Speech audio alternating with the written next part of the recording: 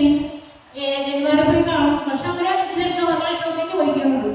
അല്ലെങ്കിൽ ആദ്യം പോയ ഏജന്റിനെ ചോദിച്ചിട്ട് അയാൾ തട്ടമുട്ടി പറഞ്ഞ് അങ്ങനെ ഒഴിഞ്ഞ് മാറിക്കൊണ്ടിരിക്കുകയായിരുന്നു. അങ്ങനെ ഞങ്ങൾ ഒരു കാര്യം ചെയ്യും, അതിനൊരു ഇന്റർവ്യൂ അറ്റൻഡ് ചെയ്ത് കഴിഞ്ഞിട്ട് ജോലി കിട്ടും.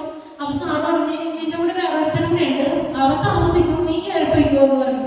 പക്ഷെ താമസിക്കുമെന്ന് പറഞ്ഞാൽ അവൻ കയറിപ്പോയി എന്റെ മോനോട് മാറ്റി നിൽക്കുകയും ചെയ്യും. അപ്പൊ ഭയങ്കര പ്രയാസമായി പോയി. അമ്മച്ചി എന്താ ഇങ്ങനെ നമുക്ക് മാത്രം ദൈവം ഇങ്ങനെ തന്നെ എന്താണെന്ന് ചോദിച്ചു. അപ്പൊ സിൻചേച്ചിയോട് ഞാൻ മിസ്സോട് പറഞ്ഞു, എന്റെ വീട്ടിൽ ചെന്നപ്പോൾ സിൻചേച്ചിനെ കണ്ടു. അപ്പൊ അമ്മച്ചോട് മോളെ സിൻചേച്ചിയോട് നീ ഒന്ന് കാര്യം പറയുന്നു പറഞ്ഞു. അങ്ങനെ ഞാൻ സിൻചേച്ചിയോട് ചിന്തിച്ച് അവിടെ ഇന്റർവ്യൂ അറ്റൻഡ് ചെയ്തിട്ട് അതൊന്ന് ഫെയിലായി. അപ്പൊ സിൻചേച്ചി നീ അവിടെ വാങ്ങോളെ, എല്ലാം അവിടെ നിന്ന് വന്നു കഴിഞ്ഞാൽ എല്ലാം ശരിയാവും എന്ന് പറഞ്ഞു. അങ്ങനെ എന്റെ ഭർത്താവ് എന്ന് വെച്ചാൽ ദൈവവിശ്വാസം ഉണ്ടെങ്കിൽ പള്ളിയിൽ വരികയില്ല, പ്രവർത്തന ചെയ്യില്ല, അങ്ങനെയൊക്കെയാണ്. ഞങ്ങളെ പള്ളിയിൽ ഇടാൻ ഭയങ്കര കാര്യമാണ്, പ്രാർത്ഥിക്കുകയില്ല, പള്ളിയിൽ കൊള്ളാനൊക്കെ ചോദിക്കും. പക്ഷെ പുള്ളി വരാൻ ഭയങ്കര മടിയായിരുന്നു. അപ്പൊ സിൻചേച്ചിയോട് ഞാൻ സിൻചേച്ചി അയാൾ വരികയില്ല, വിളിച്ചാലും വരികയില്ല, എന്തിനെന്ന് എനിക്ക് അറിയില്ല. നമ്മൾ സിൻചേച്ചി ഞാൻ പ്രാർത്ഥിച്ച കഴിയുമ്പോളെ വന്നോളൂ എന്ന് പറഞ്ഞു. അങ്ങനെ ഞാൻ പറഞ്ഞു. അപ്പൊ അവരോട് ഞാൻ അപ്പിച്ച് വന്നില്ലെങ്കിൽ നീ ഒറ്റക്ക് പോയി നേരം കൊണ്ടെന്ന് പറഞ്ഞു. അപ്പൊ അവൻ ഞാൻ ഒറ്റക്ക് പോയല്ല, പോയി നമ്മൾ 4 കൂടെ പോകണം എന്ന് പറഞ്ഞു. ഞങ്ങളുടെ പോലെ അപ്പിച്ച് വരുമ്പോൾ എനിക്ക് വലിയ പ്രതീക്ഷയൊന്നും ഇല്ല എന്ന് പറഞ്ഞു.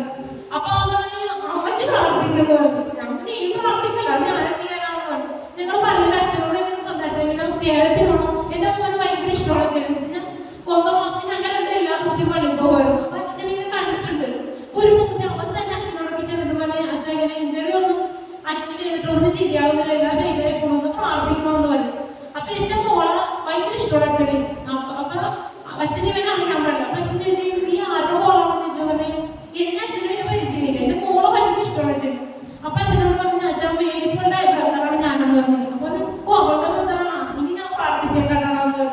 അത് കഴിഞ്ഞ് ഞങ്ങളുടെ കൊണ്ടുവരുന്ന സമയത്ത് അച്ഛൻ എന്നെ കണ്ടപ്പോൾ ഓൻ എന്റെ അടുത്ത് വന്നിട്ടുണ്ടായി പ്രാർത്ഥിക്കാൻ പറഞ്ഞിട്ടുണ്ടാന്ന് പറഞ്ഞു. അതൊക്കെ കഴിഞ്ഞ് ഞാൻ അച്ഛനോട് ഇങ്ങനെ അച്ഛനെ ദേഹത്തിന് പോണമെന്നുണ്ട്, അവന് ഭയങ്കര തടസ്സമാണ് അച്ഛനെന്ന് പറഞ്ഞു. പക്ഷെ എന്റെ ഹസ്ബൻഡ് പറഞ്ഞാൽ അവൻ വരുള്ളെന്ന് പറഞ്ഞു. അവന്റെ പെറ്റ് അവന്റെ അപ്പനാണ്, അത്ര ഇഷ്ടമുള്ള അപ്പനെന്ന് പറഞ്ഞാല് അവൻ അപ്പനുമാരോട് കെട്ടിപ്പിടിച്ച് കിടക്കും. അത്രയ്ക്ക് ഭയങ്കര അപ്പനാണ് അവനല്ല. അപ്പൊ അപ്പിച്ച് വന്ന് രക്ഷപ്പെട്ടാലേ ഞാൻ രക്ഷപ്പെടുള്ളൂ, അപ്പിച്ച് വല്ലവെന്ന് അവൻ പറഞ്ഞു. അങ്ങനെ അച്ഛനോട് അച്ഛൻ പറഞ്ഞ് ഞാൻ പ്രാർത്ഥിച്ചില്ല, അവൻ പാടണം അതിലേക്ക് വന്നോളൂ എന്ന് പറഞ്ഞു. ഞാൻ അങ്ങനെ സിൻചേച്ചിയോട് പറഞ്ഞു, സിൻചേച്ചി ഈ മാസം എങ്ങനെയെങ്കിലും വന്നോന്നുണ്ട്, പ്രാർത്ഥിക്കണേട്ടോ എന്ന് പറഞ്ഞു. അങ്ങനെ കഴിഞ്ഞ മാസം 3-ാം തീയതി ഞാൻ പണി കഴിഞ്ഞ് വന്നപ്പോ ഞാൻ നമുക്ക് എന്തായാലും ധ്യാനത്തിന് പോകാം, വ്യാഴാഴ്ചയാണ്, ബുധനാഴ്ച ഞാൻ ഇവരോട് പറയണം, ഞങ്ങൾ നാളെയാണ് ധ്യാനം, നമുക്കൊന്ന് പോകാമെന്ന് പറഞ്ഞു. പക്ഷെ ഒന്നും പറഞ്ഞില്ല, സമ്മതിച്ച് ഞാൻ പോകാമെന്ന് പറഞ്ഞു. ഞങ്ങൾ ഇവിടെ വന്ന് പ്രാർത്ഥിച്ച് ആദ്യത്തെ ദിവസം സിൻചേച്ചി പറഞ്ഞ ബ്രദറിനെ കണ്ടേക്കാം, ആദ്യം തന്നെ കണ്ടേക്കട്ടാന്ന് പറഞ്ഞു. അങ്ങനെ ബ്രദറിനോട് വന്നത് പറഞ്ഞപ്പോ ബ്രദർ അവന്റെ തലത്തിൽ പിടിച്ചപ്പോ തന്നെ പറഞ്ഞ്, ഇത് സാധാരണ നിന്റെ മുമ്പിൽ നിൽക്കണം, നീ ജോലിക്ക് ഇറങ്ങുന്നതിന് മുമ്പ് സാധാരണ ഇടപെടേന്ന് പറഞ്ഞു. അങ്ങനെ എന്റെ മോനോട് നീ ഇവിടെ പോകുന്നവരെ കൊണ്ടെത്തിച്ച് പ്രാർത്ഥിക്കുന്നു, മുട്ടേലിറങ്ങി പ്രാർത്ഥിക്കുന്നു പറഞ്ഞു. പക്ഷെ എന്റെ മോനെ അത് എല്ലാ ദിവസവും ഒന്നും ചെയ്യാൻ ഓർത്തില്ല, അവൻ അത്രയ്ക്കും ആത്മാർത്ഥമായിട്ട് ഈശ്വരൻ പ്രാർത്ഥിക്കുന്നു. ഞങ്ങൾ ഭക്ഷണം കഴിക്കാൻ പോയാലും അവൻ അവിടെ നിന്ന് ഇവിടുത്തോളം കൊണ്ടെത്തിച്ച് പ്രാർത്ഥിക്കുമായിരുന്നു. അത് കഴിഞ്ഞ് ഞങ്ങൾ വീട്ടിൽ പോയി കഴിഞ്ഞിട്ട് ഞങ്ങൾ കഴിഞ്ഞ മാസം 24-ാം ഏകദിനത്തിന് വന്നു. അപ്പൊ 26-ാം തീയതി അവിടെ ഇന്റർവ്യൂ പറഞ്ഞിട്ടുണ്ടായിരുന്നു.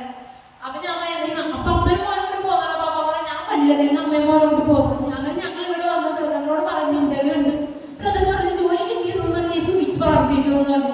അങ്ങനെ അവർ ഇവിടെ തന്നെ സുഖിച്ച് പ്രാർത്ഥിച്ച് അത് കഴിഞ്ഞ് ഞങ്ങൾ 26-ാം തീയതി വീട്ടിൽ ചെന്ന് 26-ാം തീയതി ഇന്റർവ്യൂ അറ്റൻഡ് ചെയ്ത് സാറ് തന്നെയാണ് അവരെ കൊണ്ടുപോയത്. മെയിൻ സാറിന്റെ അടുത്ത് ഇന്റർവ്യൂ ചെയ്യണം. അവിടെ ചെന്ന് അവിടെ മെയിൻ സാർ പറയുന്ന പോലെ ഇരിക്കും നിന്റെ പോകട്ടോ എന്ന് പറഞ്ഞു. അങ്ങനെ അവിടെ ചെന്ന് മെയിൻ സാറിന്റെ അടുത്ത് ചെന്ന് കഴിഞ്ഞപ്പോ പോണ വഴിക്ക് പറയും സാർ ഇഷ്ടംപോലെ ക്വസ്റ്റ്യനൊക്കെ ചോദിക്കും, അത് പാസ്സാവണോട്ടാണെന്ന് പറഞ്ഞു. അപ്പൊ തന്നെ ഒരു ഉള്ളിൽ പ്രയാസം ഭയങ്കരമായിട്ട് ഇടിച്ചെന്ന് പറഞ്ഞു. അങ്ങനെ അവിടെ ചെന്ന് സാറിനെ കണ്ടു കഴിഞ്ഞപ്പോ സാറ് എന്റെ സീരിയലാന്ന് നോക്കിയിട്ട് പറഞ്ഞ് നീ IT പഠിച്ചിട്ടുണ്ട്, അത് IT വെൽഡിങ് ആണ്, നിനക്ക് അറിയാവുന്നതായിട്ടെന്ന് ചോദിച്ചപ്പോ അറിയാവുന്ന പറഞ്ഞു.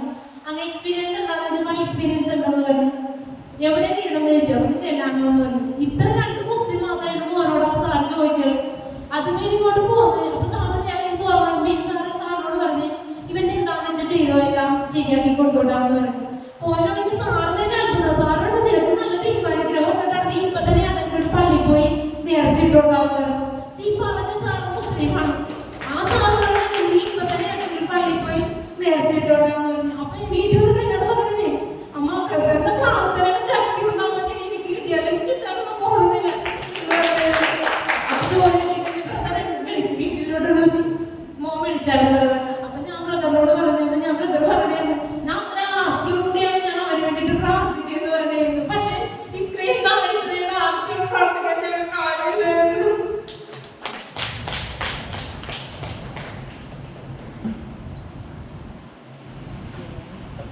മകളെ അനുഗ്രഹിക്കണമേ, സ്പർശിക്കണമേ.